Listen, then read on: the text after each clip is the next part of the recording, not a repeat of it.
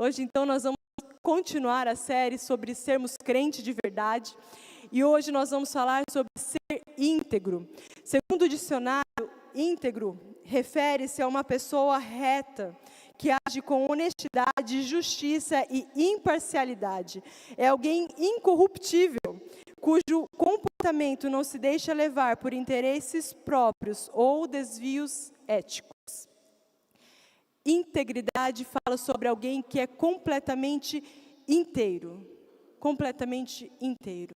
Eu me lembro na minha adolescência, uma das coisas que eu ansiava é que eu não queria ser um crente fanático.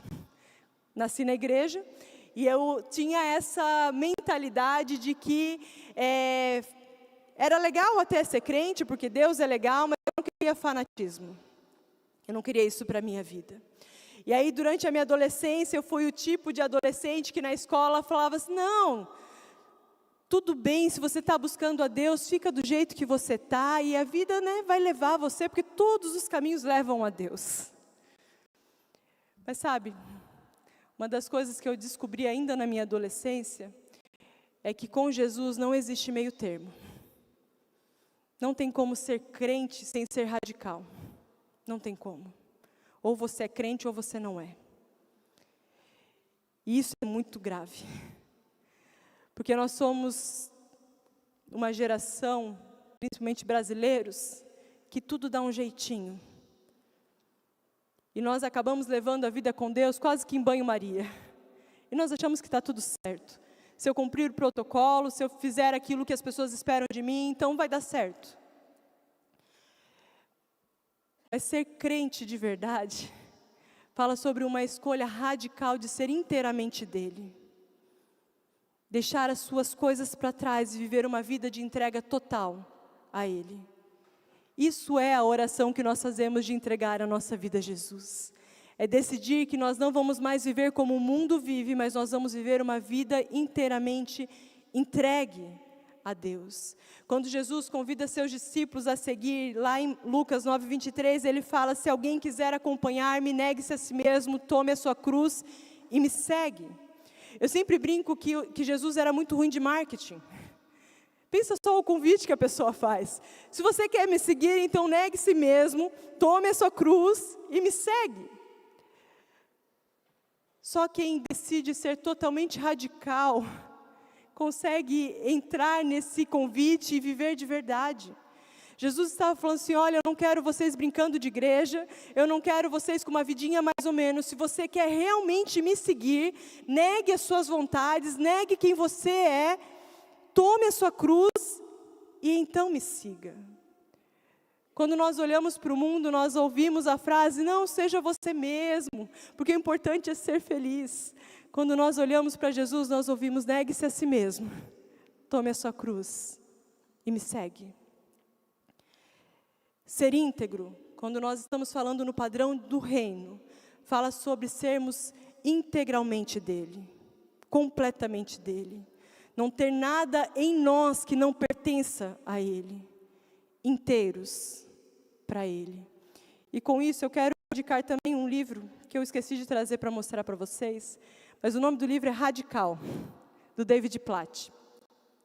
E David Platt, ele é um pastor, e numa determinada altura da vida dele, ele decide então visitar algumas igrejas perseguidas. E o livro ele vai contar sobre algumas experiências que ele teve. E nesse livro ele descobriu, ou antes desse livro, mas escreveu o livro porque ele decidiu não mais viver um cristianismo medíocre, mas ser completamente radical para Deus. Então eu quero te dizer que essa noite, ou você decide ser crente de verdade, ou você decide parar de brincar de igreja. Com Deus não existe meio termo, meus irmãos. Não existe. Ou nós realmente decidimos viver uma vida para Ele, onde Ele é honrado, glorificado, santificado todos os dias. Ou nós estamos brincando de igreja. Integralmente deles, inteiramente deles. Colossenses 3:23 fala, tudo que fizerem, façam de todo o coração como para o Senhor e não para homens. Porque nós somos inteiramente deles. inteiramente de Deus, inteiramente de Jesus. A nossa vida não nos pertence mais, nós não fazemos as coisas porque nós esperamos o que os outros vão pensar de nós, nós não fazemos mais porque nós queremos agradar os outros, nós fazemos porque nós o amamos e nós entregamos-nos completamente a Ele, inteiramente para Ele. E aí hoje eu quero mergulhar nisso e quero trazer o que significa ser inteiramente dEle. O que precisa mudar em mim e em você para que a nossa vida seja inteiramente dEle. E a primeira coisa que eu entendo é que os nossos pensamentos precisam mudar. A forma como nós pensamos, a forma como nós raciocinamos, ela precisa mudar. Filipenses 4, 8 e 9 fala: finalmente, irmãos, tudo que for verdadeiro, tudo que for nobre, tudo que for correto, tudo que for puro, tudo que for amável, tudo que for de boa fama. Se houver algo de excelente ou digno de louvor, pensem nessas coisas. Ponham em prática tudo o que vocês aprenderam, receberam, ouviram e viram de mim, e o Deus da paz estará com vocês. Tudo que for verdadeiro, tudo que for nobre, tudo que for de boa fama. Gente, esse filtro aqui fala sobre os pensamentos que deveriam governar a nossa cabeça. Mas eu não sei como é para vocês, mas às vezes eu tenho vergonha dos meus pensamentos. Mas alguém está comigo nessa? Porque quando eu passo por esse filtro, eu fico assim, meu Deus, ele fica lá no início. Porque quantas vezes os nossos pensamentos ainda não se converteram? Eles precisam ser mergulhados novamente na água do batismo, ser crucificados com Cristo para viver a vida que nós temos que viver em Jesus. Mas ser inteiramente dele fala sobre um modo de pensar que pensa com as coisas do alto e não mais de forma terrena. Fala sobre um pensamento que se converteu a Deus. E não caminha mais como o mundo caminha, que não pensa mais como o mundo pensa. Isso precisa de uma intervenção do céu. Sabe qual é o maior problema? Os nossos pensamentos são fruto daquilo que nós estamos vendo, são fruto daquilo que nós estamos ouvindo, são fruto daquilo que está nos cercando. Nossos pensamentos, eles sempre vão caminhar de acordo com as coisas que nos rodeiam. Então você quer mudar o seu pensamento, pare de se encher de coisas que você não deveria se encher. Se afaste de coisas que estão poluindo o seu pensamento. Sabe por que eu decidi parar de ouvir música secular? Não é porque é pecado, porque a Bíblia nunca falou que é pecado. Eu parei de ouvir música secular porque eu vi que aquilo poluía o meu modo de pensar. Eu percebi que muitas vezes eu estava pensando coisas que eu não deveria pensar, porque a música falou aquilo para mim. Quantas coisas estão nos contaminando? Às vezes é o que você está assistindo na TV, às vezes é a série que você está vendo, às vezes é o jogo do videogame que você está jogando, às vezes, eu não sei, às vezes são as companhias que estão ao seu redor. Essas coisas vão poluindo o nosso modo de pensar. Se nós queremos pensar como Ele nos convida a pensar, nós precisamos começar a nos cercar de coisas que glorificam a Deus. Você precisa começar a ouvir músicas que vão te levar para Deus, começar a ver programações que vão te levar para Deus, coisas que vão te apontar para Ele. E talvez você olhe para mim, pastora, mas eu vou ser bitolado. Eu não estou te convidando a ser bitolado, eu estou te convidando a ser radical. A viver o reino de Deus de verdade, a decidir que a sua vida não pertence mais a esse mundo. Eu estou te convidando a viver uma vida que em Jesus decide aquilo que vai dominar os seus pensamentos. E para isso você vai precisar fazer escolhas radicais. E muitas vezes você vai precisar cortar coisas que você gosta. Mas se você quer seguir, negue-se a si mesmo, tome a sua cruz e o siga. Tem coisas que não vão te influenciar, mas tem outras que você sabe que te influenciam. Uma das coisas que eu faço todas as vezes que eu olho no Instagram alguma coisa que eu sei que de alguma forma me leva a um pensamento errado, eu paro de seguir. E se eu parei de te seguir, me perdoa, mas é possível que seja o caso. Porque eu descobri que eu preciso ser radical no meu relacionamento com Jesus.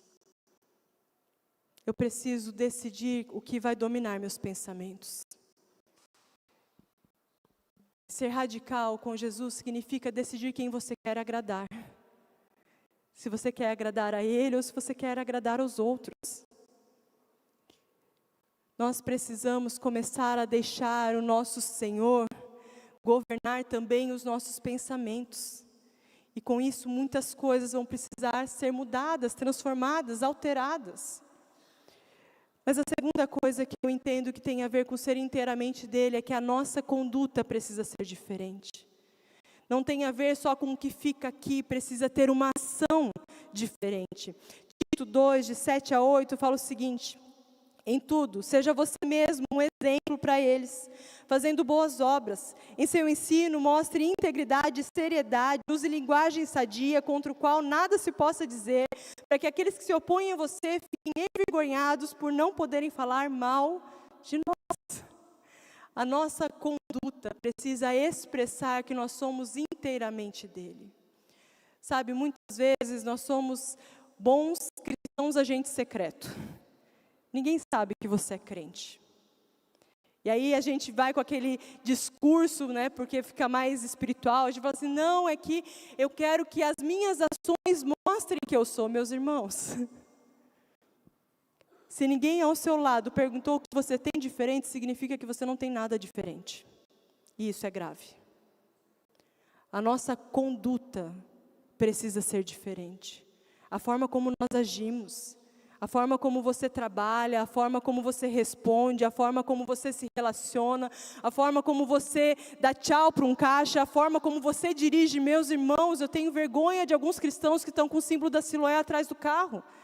E com isso eu não estou dizendo para você tirar o símbolo, eu estou falando para você mudar a forma como você dirige. Nós precisamos aprender que a nossa conduta precisa expressar Jesus. A forma como você trabalha precisa expressar Jesus. O seu patrão precisa olhar para você e falar assim, meu Deus, ele é um excelente funcionário. Ele chega no horário, ele fica aqui, ele trabalha inteiramente. A nossa conduta precisa expressar Jesus. As pessoas precisam olhar para nós e ver que há algo diferente, porque nós somos inteiramente dele, porque nós não fazemos para homens, nós fazemos para ele, porque nós o amamos. O jeito que nós agimos precisa ser diferente. A forma como você trata seus filhos precisa ser diferente. As pessoas precisam olhar a forma como você os trata e ver Jesus nisso. E com isso eu não estou dizendo que você tem que ficar falando manso com seus filhos, porque isso não expressa Jesus, sabia disso?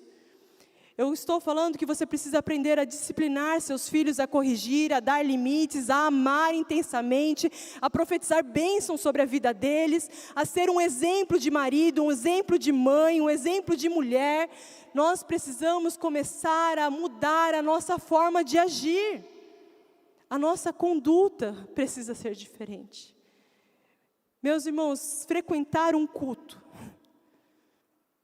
não é suficiente para alguém que quer seguir Jesus. A forma como você age precisa ser diferente. A sua forma de agir precisa expressar que você é inteiramente dele. Porque nós não agimos mais como o mundo age, nós não fazemos mais como o mundo faz. Tudo que nós fazemos para a glória de Deus, nós fazemos porque nós o amamos e porque nós somos inteiramente dele. Nosso coração não está mais dividido, nós nos entregamos a ele. A nossa conduta precisa de ser diferente, mas também o nosso coração precisa ser diferente. Às vezes, o que aparece até é diferente, mas aqui dentro, sabe aquela história que a professora fala para o aluno para ele ficar em pé, e ele fica em pé e fala assim, olha, eu estou em pé, mas na minha cabeça eu estou sentado? Muitas vezes nós somos assim. Nós até agimos conforme o que nós cremos que é o padrão de crente. Então a gente vai no mercado, a gente fala, não, Deus te abençoe. Porque todo crente faz isso. Talvez no seu trabalho você é um bom funcionário, você chega no horário, você age. Mas o que é mais assustador é que o nosso Senhor, Ele também sonda o nosso coração. Não só os nossos pensamentos e nem só as nossas ações. Nosso coração precisa ser inteiramente dele. 1 Reis 8:61 fala, mas vocês têm um coração íntegro para com o Senhor, o nosso Deus. para viverem por seus decretos e obedecerem aos seus mandamentos, como acontece hoje. Vocês tenham um coração íntegro, um coração inteiramente dele. Não tem a ver apenas com o que te cerca, tem a ver com uma decisão. Romanos 12:1 fala que nós precisamos nos apresentar a Ele como um sacrifício vivo, santo e agradável a Deus. E esse texto fala que esse é o nosso culto racional. Por que culto racional? Porque se for emocional, vai depender de como eu estou. E gente, de verdade, nossas emoções oscilam o dia inteiro. Hoje eu acordei terrivelmente mal, porque eu estava com a cara toda inchada, porque sinusite, quem está comigo nessa? Eu estava terrível, quem me viu de manhã, me viu com o olhinho pequeno. Se eu fosse oferecer um culto pelas minhas emoções, possivelmente eu ia entregar o resto, o bagaço da laranja, porque eu não estava bem. Mas o culto que nós precisamos oferecer a Ele tem que ser um culto racional, é uma decisão racional. Daí você pode estar perguntando, o que isso tem a ver com o coração? Nós precisamos decidir em Deus a não ser mais dominados pelas nossas emoções. Ter um coração inteiramente dele é um culto racional todos os dias. É quando você percebe que você não está bem, mas mesmo assim você entrega. É quando você percebe que o dia está estranho, mas ainda assim você entrega, porque é um culto racional a Deus. Um coração inteiramente dele é um coração que não depende das emoções. É um coração que não oscila pelas circunstâncias ou por aquilo que está vivendo. Mas entende que independente das circunstâncias, o meu coração é dele. Independente do que eu estou sentindo, pensando, passando, o meu coração continua sendo dele. Um culto racional. Nosso coração precisa ser inteiramente dele. Nós não podemos mais ser dominados pelo aquilo que nós estamos sentindo. Nós somos a geração mais emotiva, sabe disso? Toda vez que eu penso nisso, pensando, puxa vida, tinha que ser com a gente. Mas somos a geração que mais sofre de doenças emocionais. Dias eu estava falando com o Rafael, porque ele fez uma pesquisa na escola, e o povo estava fazendo na escola, as características de alguém que tem depressão. Ele falou assim, mãe, eu acho que eu falei assim, filho, pelo amor de Deus, se você for por isso aí, todo mundo tem. Porque nós somos uma geração que é dominado por sentimentos, é dominado por emoções, é dominado por aquilo que eu estou sentindo. E aí, quando nós estamos mal, porque aconteceu alguma coisa, a gente vai na internet e fala, que isso aqui tem a ver, eu tenho não, eu estou com depressão, meu Deus, preciso de um psicólogo. Eu não estou falando nada contra psicólogos, eu não estou dizendo que não existe doenças emocionais, eu sei que existe. O que eu estou falando é que muitas vezes o problema não é a doença emocional, que nós não estamos entregando um culto racional. Muitas vezes nós estamos sendo dominados pelo que nós estamos sentindo, nós estamos permitindo que as nossas emoções nos dominem, quando o nosso coração deveria ser inteiramente dele. Um culto racional. Mesmo sem vontade, nós decidimos amá-lo, mesmo sem vontade, nós decidimos estar com ele, mesmo sem vontade, nós decidimos orar, ler a Bíblia, mesmo sem vontade, eu decido estar com o meu GP, porque eu entendo que o meu coração é dele, não pertence mais a mim. E eu entrego ele com um culto racional a Deus, inteiramente dele. Nosso coração precisa ser inteiramente dele, mas tem outra coisa que também precisa ser inteiramente dele. Fala, deu-lhes as seguintes ordens: vocês devem servir com fidelidade, com o coração íntegro no temor do Senhor. Sabe qual que foi a maldição sobre a igreja? É o tal do voluntariado. O que eu quero dizer com isso? Nós entramos num lugar e nós pensamos que eu sirvo quando eu quero, eu faço quando eu quero, meu horário, me voluntario mais. Mas uma das coisas que eu percebo na palavra de Deus, que o reino de Deus é feito de servos. E sabe qual é a característica do servo? É que ele serve. Independente do que for. E ele não serve porque aquilo vai dar retorno, ele não vai ser elogiado dele. Ele serve um Senhor. Simples assim. E E aí, no meio do caminho, nós complicamos todas as estações. Eu lembro quando eu era ainda adolescente, eu li um livro da Aloysio, O Preço da Liderança. Nesse livro, teve uma frase que mexeu demais comigo. Me arrebentou na época, eu quero que te arrebente hoje também. Eu lembro que uma das coisas que eu fazia na época, eu disse, Senhor, eu quero ser usada por você. Mas essa oração, geralmente, a gente faz pensando assim, Senhor, eu quero pregar para multidões. Senhor, eu quero curar gente, eu quero ver milagres acontecendo. Essa é a nossa oração, não é? Sejam bem sinceros. Eu quero que um monte de gente olhe para mim e fale, nossa, você é legal.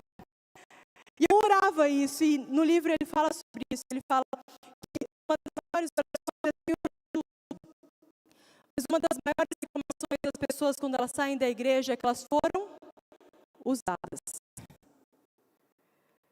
É porque nós ainda não entendemos o que é servir. Ser usado por Deus não significa ter um holofote sobre você. Ser usado por Deus significa ter independente da recompensa que você vai receber. Uma das coisas que a palavra de Deus é muito séria, ela fala que nós recebemos recompensa aqui, nós já recebemos a recompensa que nós merecíamos. Mas quando nós não recebemos aqui, nós recebemos dele. Gente, ele é bem melhor para galardoar nós. A gente precisa aprender a parar de buscar no outro respostas. Muitas pessoas deixam de servir porque, mas ninguém me elogiou, ninguém viu o meu serviço. Eu acabei de limpar o banheiro e aí foi lá a irmãzinha e molhou toda a pia. E aí a gente começa a entrar em crises porque nós não entendemos que serviço é voluntariado. Isso é serviço. Nós fazemos porque nós o amamos, nós temos o coração inteiramente dele. Então nós servimos porque nós o amamos, porque nós o amamos, nós fazemos. E se esse é o objetivo, tanto faz o que os outros vão falar, tanto faz o que os outros vão pensar, tanto faz se alguém vai ver o que eu estou fazendo, desde que ele veja, está tudo certo. Porque eu estou servindo ao meu Senhor inteiramente dele. Precisamos aprender a mudar nosso coração.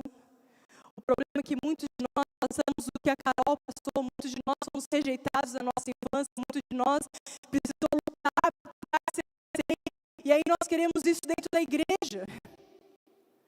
Mas você não está aqui para ser aceito, você já foi aceito, o mal precioso sangue escorreu na cruz por você, meus irmãos. Você não está aqui para tentar levar um lugar, você já tem um lugar. E você precisa começar a ver o que você é. Nós fazemos porque nós somos filhos. E quando somos filhos, nós não precisamos de alguém implorando para que a gente faça como nós somos filhos, nós fazemos. Porque nós entendemos que nós fazemos parte da casa. E que nós precisamos começar a exercer aquilo que ele nos chamou a fazer no coração inteiramente dele. É engraçado que todas as vezes que a gente faz um apelo para ver quem pode servir, sempre tem dos ministérios mais aparece. Eu não estou dizendo que você não possa servir na dança ou na música. Glória a Deus para você servir. Eu sirvo na dança na segunda-feira. Eu não estou dizendo contra isso. O que eu estou dizendo é que você só pode fazer isso. Às vezes nós nos esquecemos que a igreja precisa ser limpa, os ambientes precisam ser ajustados, arrumados, nós nos esquecemos que precisa de pessoa para organizar o estacionamento. Gente, serviço significa entender o que a igreja precisa e começar a ver de forma que isso glorifique Deus. Uma das coisas que teve um tempo, que eles começavam, não, nós somos levitas do Senhor, então a gente só vai ficar levitando e adorando o Senhor.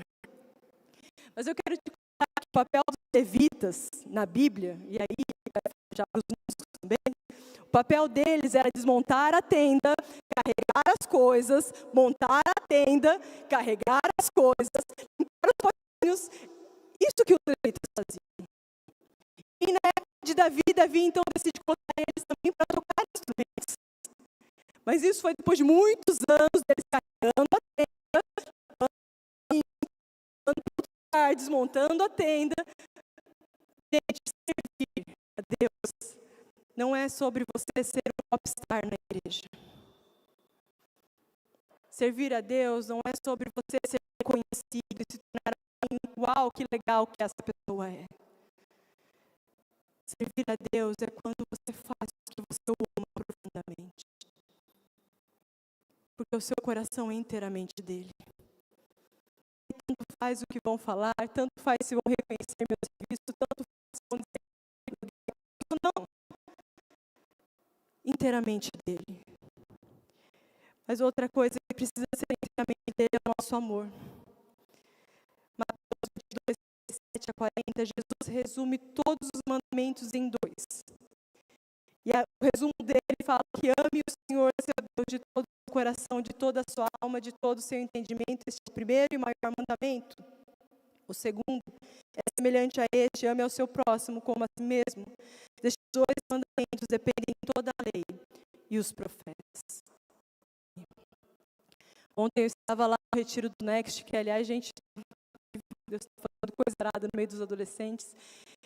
E ontem, a palavra que Deus me deu tem muito a ver com a palavra de Apocalipse, a igreja de Éfeso. Quando Deus fala para a igreja de Éfeso, eu tenho que contar a vocês uma coisa.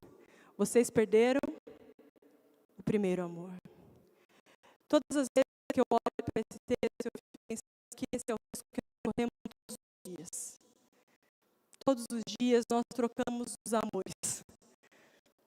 Todos os dias nós podemos amar mais o nosso filho do que a Deus. Todos os dias nós podemos amar mais o nosso esposo do que a Deus. Todos os dias nós podemos amar mais o nosso trabalho do que a Deus.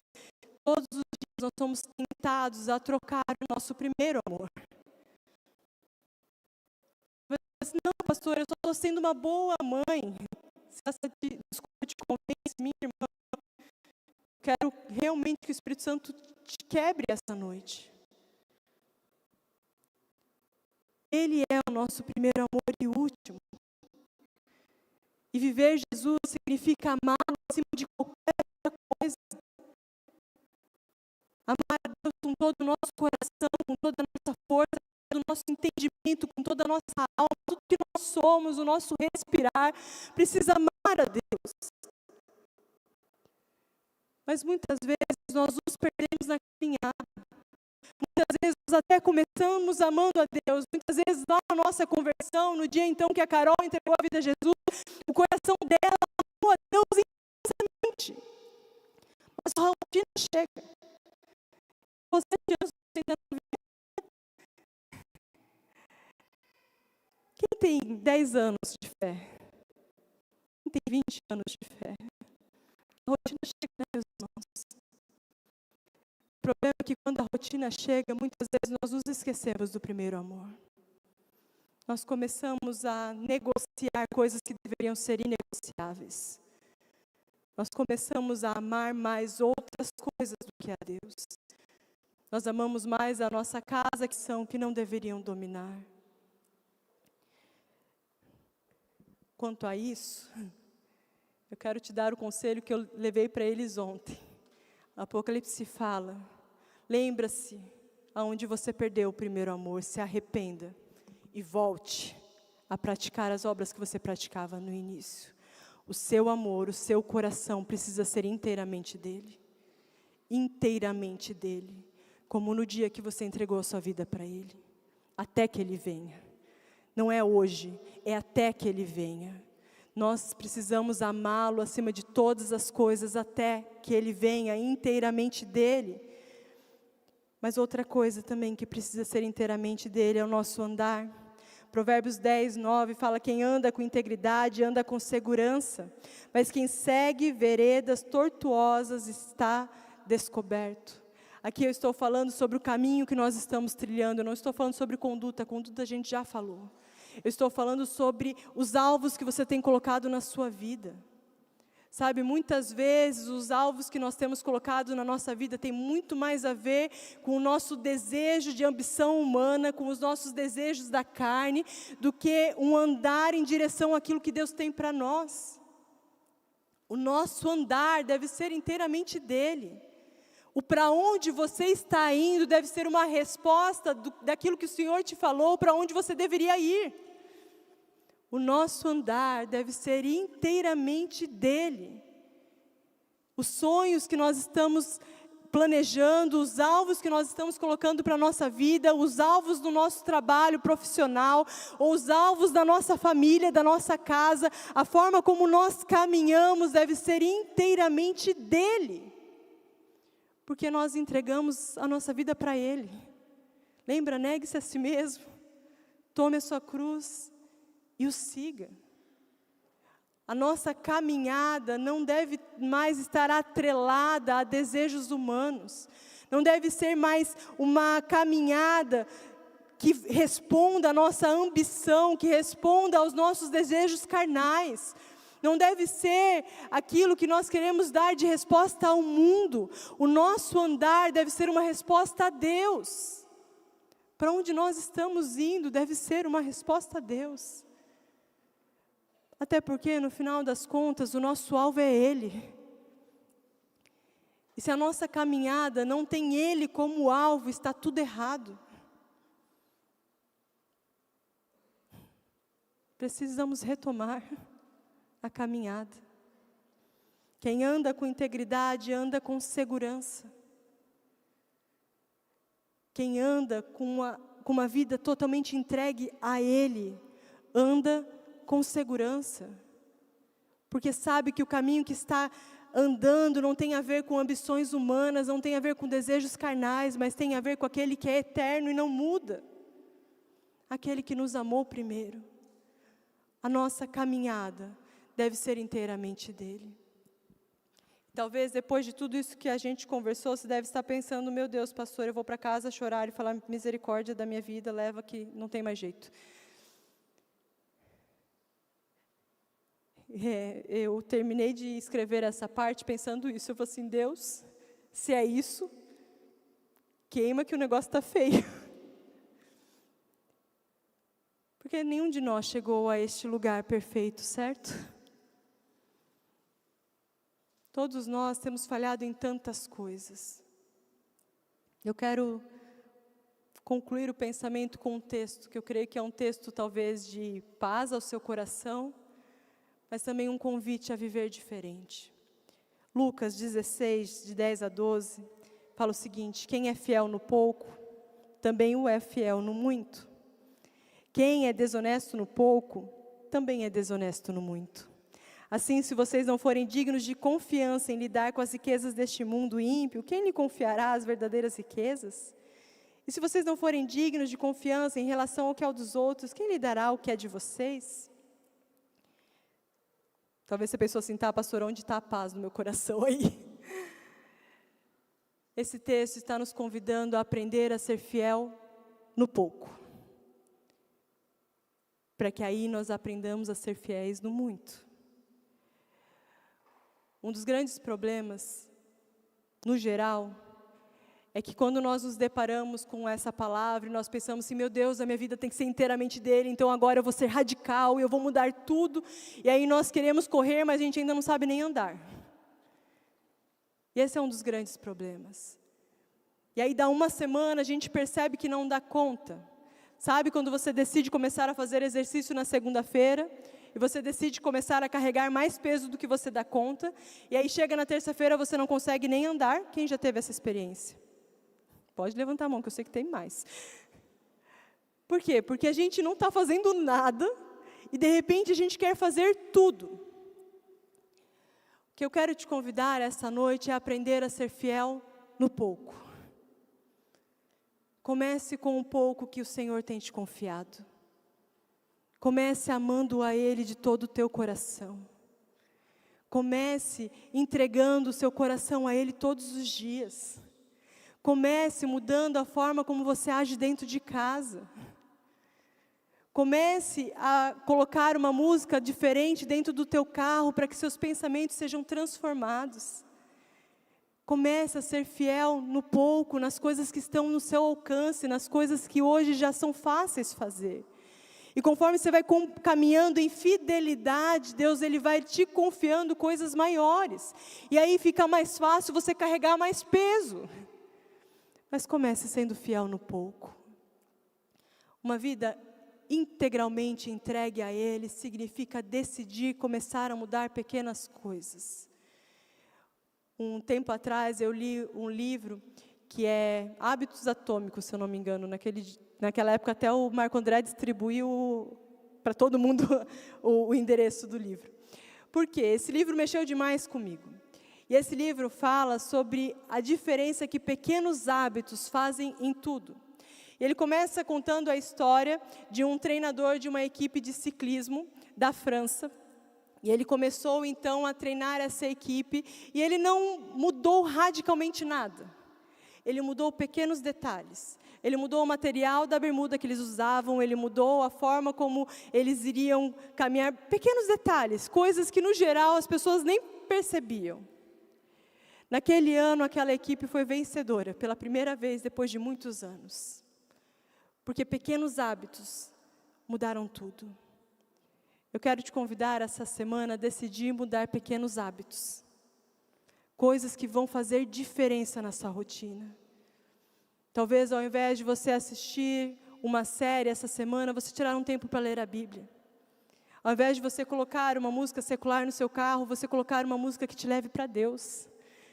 Ao invés de você de você ser grosseiro com os seus filhos, você marcar um tempo para estar com eles à mesa. Pequenos hábitos. Comece a mudar pequenos hábitos. Isso vai começar a gerar uma mudança na sua casa. Isso vai começar a gerar uma mudança na sua conduta, uma mudança na forma como você age. Isso vai mudar os seus pensamentos, que vai mudar o seu coração, que vai mudar a sua ação. Comece a ser fiel em pequenas coisas. O convite do nosso Senhor é que nós sejamos inteiramente dele.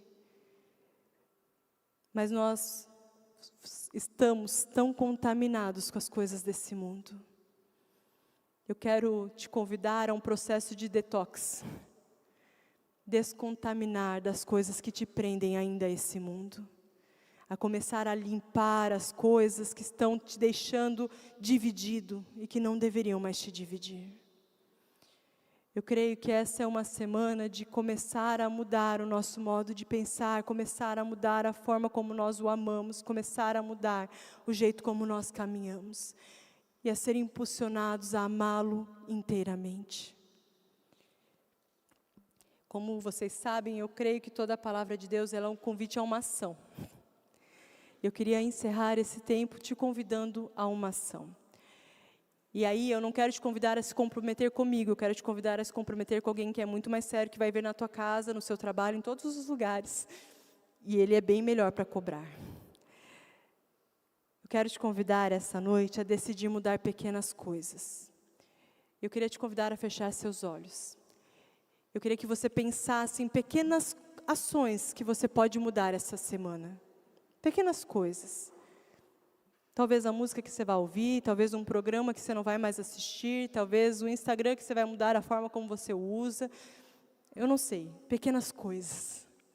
Conforme você pensa em pequenas coisas e você decidir mudar isso essa semana, eu queria te convidar a ficar em pé se comprometendo diante de Deus sobre isso.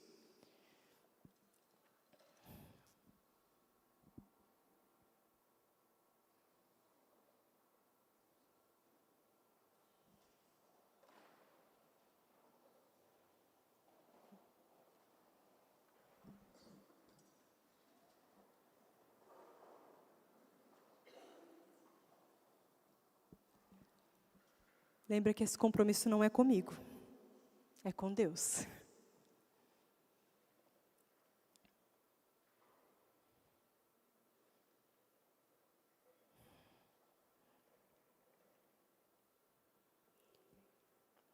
Agora eu quero orar por nós, para que o Senhor nos ajude essa semana a cumprir aquilo que nós estamos nos comprometendo diante dEle. Para que o nosso coração se torne inteiramente dEle. Para que nós vivamos uma vida verdadeiramente íntegra na presença dEle. Senhor Jesus, nós amamos a sua presença, nós amamos o que o Senhor tem feito em nós, mas Senhor, nós queremos realmente nos comprometer essa noite em Ti, Pai. Nós queremos viver uma vida radicalmente sua, nós queremos ter uma vida de entrega total. Então, Senhor, nós clamamos, Senhor, que o Seu Espírito nos ajude durante essa semana a não agir mais da forma como nós agíamos até aqui.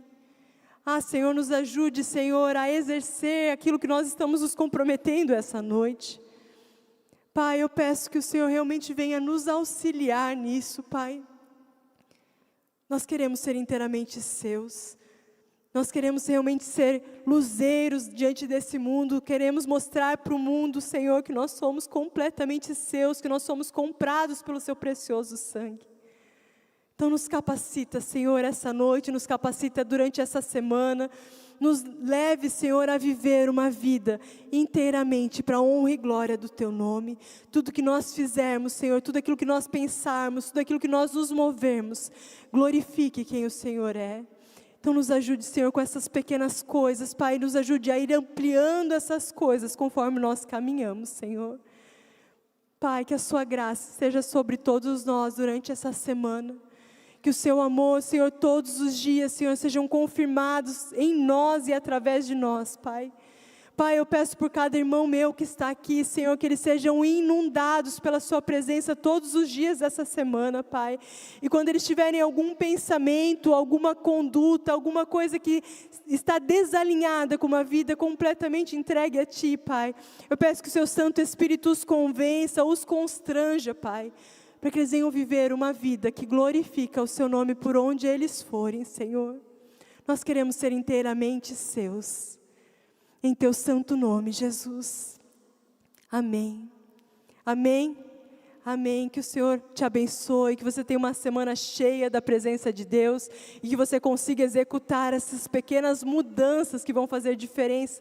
Eu quero te convidar a depois testemunhar o que Deus fez em você, a partir daquilo que Deus está fazendo nessas mudanças, em nome de Jesus. Amém? Abraça seu irmão, abençoe a vida dele, não esqueça de orar pelo Abner e pelo Pedro essa semana, que Deus te abençoe.